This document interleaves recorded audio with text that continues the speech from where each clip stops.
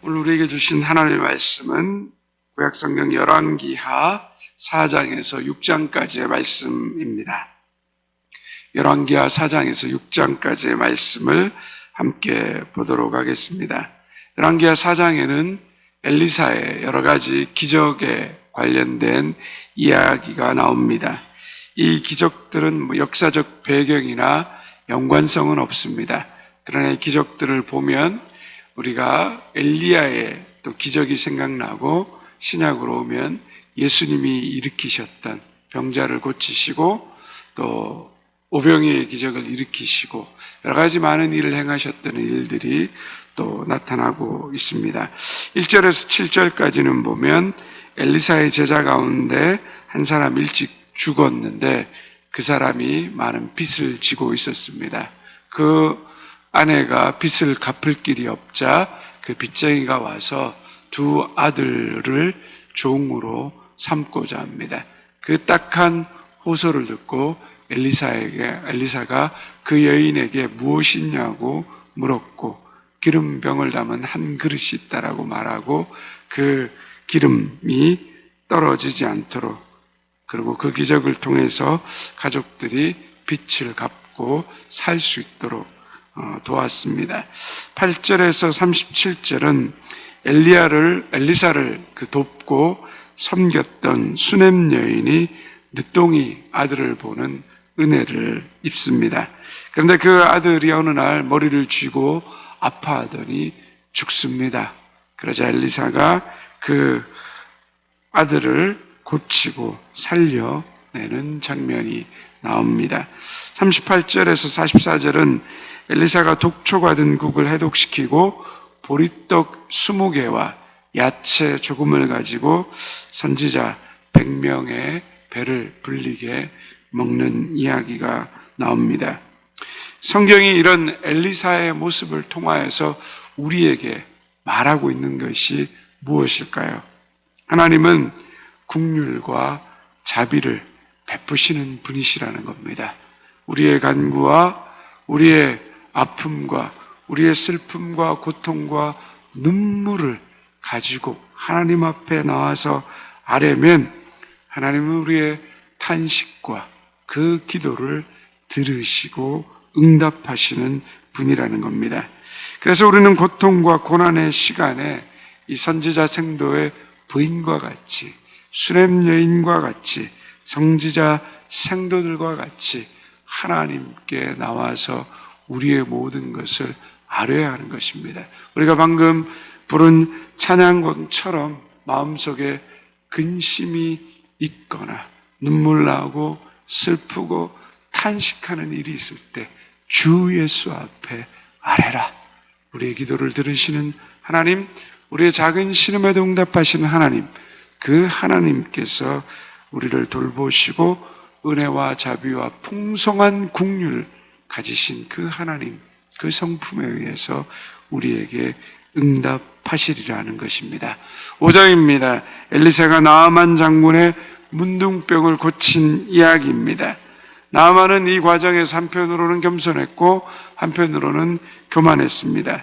병을 통해 여종의 말을 듣는, 포로로 노예로 끌려와서 살아가는 그 여종의 말을 듣는 겸손함을 가졌습니다. 그러나 요단강에 7번 몸을 담그어 씻으라는 그 엘리사, 자신을 내다보지도 않고 말만 전하는 그 엘리사의 말을 듣고 화가 나며 또 돌아가려는 교만을 가졌었습니다. 그러나 종들이 하는 말을 듣고 돌이켜 다시 겸손히 요단강에 7번 몸을 담그며 나음을 받았습니다. 나아만의 나음은 단순히 병을 고침받은 그 기적의 이야기만은 아닙니다. 교만한 사람이 하나님께 나옴을 통하여 겸손해짐을 얻게 되는 그 과정을 우리에게 보여주고 있습니다. 예수님을 믿고 사는 삶에서 우리가 받게 되는 치유와 회복, 그리고 성숙과 성공은 우리가 교만함에서 겸손함으로 나아가게 되는 순종의 과정이 된다는 것을 우리는 깨달아야 하는 것입니다. 우리가 예수 그리스도로부터 얻게 되는 이런 치유와 회복, 은혜의 과정 가운데 우리의 마음과 우리의 삶이 하나님 앞에서 겸손해지지 못하면, 그 교만함을 가지고 그대로 계속 나아가면 그 여정을 통해서 우리는 전혀 배우지 못하게 되는 것입니다. 몸이 아플 때마다 치료를 바라기만 하는 사람이 아니라 병의 그 고침을 통하여서 혹은 고난과 아픔을 통하여서 우리의 교만이 벗어지고 겸손해지고 내가 하나님 앞에 한계를 가진 존재이고 내 인생을 치유하시고 고치시고 나를 구원과 영원한 생명으로 이끄시는 그분, 바로 그분이 하나님임을 깨닫고 하나님의 하나님 되심 앞에 겸손해질 수 있는 사람, 그것이 우리의 변화이며 우리의 성숙이며 병을 통하여서 하나님이 우리에게 깨닫고 가르치시는 목적임을 우리는 잊지 않아야 할 것입니다. 6장입니다. 1절에서 7절 말씀을 보면 우리가 금도끼, 은도끼, 쇠도끼, 우리 전래동화에서 그런 이야기가 있는데 그 이야기가 연상됩니다. 한 선지자 생도가 빌려온 도끼를 물에 빠뜨리게 됩니다.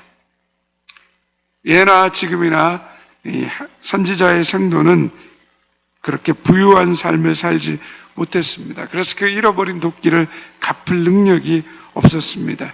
엘리야는 그를 불쌍히 여기고 나뭇가지를 물에 던지게 했는데 그 물 속에서 그가 잃어버린 도끼가 또 오르게 됩니다.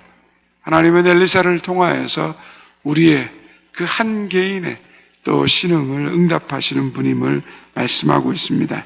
8절에서 23절은 아람 왕국이 아람 왕국이 다시 그 이스라엘을 침략하는 사건을 보여주고 있습니다. 근데 아람 왕이 작전을 세우면 그 계획을 엘리사가 다 알게 됩니다. 그리고 엘리사로 인해서 그 모든 작전이 실패한 것을 알게 된 아람 왕이 엘리사를 죽이려고 찾아옵니다. 그때 하나님께서 그 군대의 눈을 멀게 하십니다. 그리고는 엘리사가 그 아람의 모든 군대를 죽인 것이 아니라 성 안으로 데리고 갑니다. 이스라엘의 왕이 그 아람 왕의 군대를 보고 다 그들을 죽이려고 했습니다. 그때 엘리사는 그들을 죽이지 말고 그들에게 음식과 먹을 것을 주어서 돌려보내라고 합니다. 엘리사가 우리에게 무엇을 가르쳐주고 있습니까? 칼로 얻는 승리보다, 폭력으로 얻는 승리보다, 원수갚음으로 얻는 승리보다 사랑으로 얻는 승리가 더욱더 크다라는 것을 우리에게 보여주고 있습니다. 사랑은 더디고 어리석어 보입니다. 우리가 가지고 있는 힘으로, 폭력으로 그 원수 갚음을 우리는 늘 행하고 싶습니다. 그러나 결국 승리하는 것은 무엇입니까? 폭력과 전쟁과 다툼과 싸움이 아니라 사랑이라는 것입니다. 성경은 우리에게 예수 그리스도께서 보여주셨던 그 사랑의 길을 계속해서 말씀하고 있는 것입니다. 성도에 가야 할 길은 사랑으로 평화를 만드는 길임을 또한 엘리사를 통하여서 하나님은 우리에게 말씀하고 계십니다. 하나님 우리의 신음에 응답하십니다. 하나님 우리의 모든 삶을 사랑으로, 긍휼로, 자비로 채워가시는 분임을 말하고 있습니다. 기적의 초점이 아니라 하나님이 우리에게 깨닫게 하시는 그 음성을 오늘 말씀을 통하여서 듣고 그 주님의 마음을 배우고 닮아가는 저와 여러분 되시기를 주님의 이름으로 축원드립니다.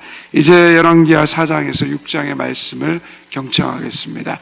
주의 말씀은 내 발의 등이요 내 길의 빛이십니다. 아멘.